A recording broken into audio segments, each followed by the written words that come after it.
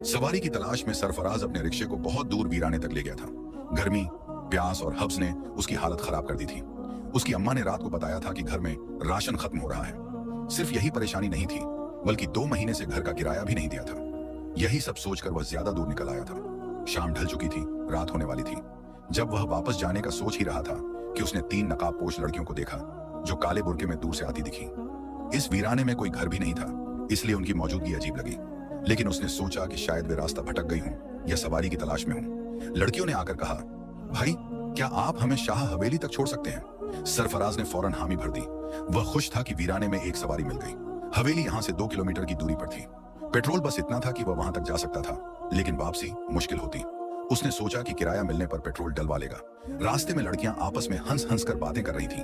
वे एक जैसी उम्र और कद की लग रही थी। फिर उनमें से एक लड़की बोली, भाई हमारे पास किराया नहीं है, हम आपसे कहना भूल गए थे।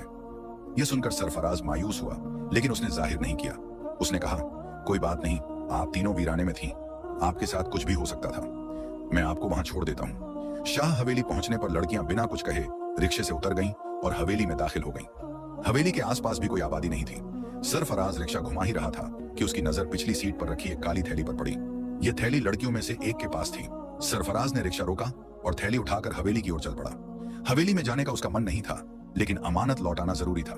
जैसे ही उसने दरवाजे पर हाथ रखा, वह खुद ब खुद खुलता चला गया। अंदर का नजारा खौफनाक था। हवेली में कोई रोशनी नहीं थी, न ही किसी के होने का एहसास।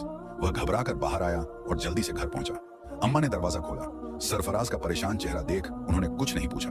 जब उनकी नजर काली थैली पर पड़ी तो उन्होंने खोलकर देखना चाहा।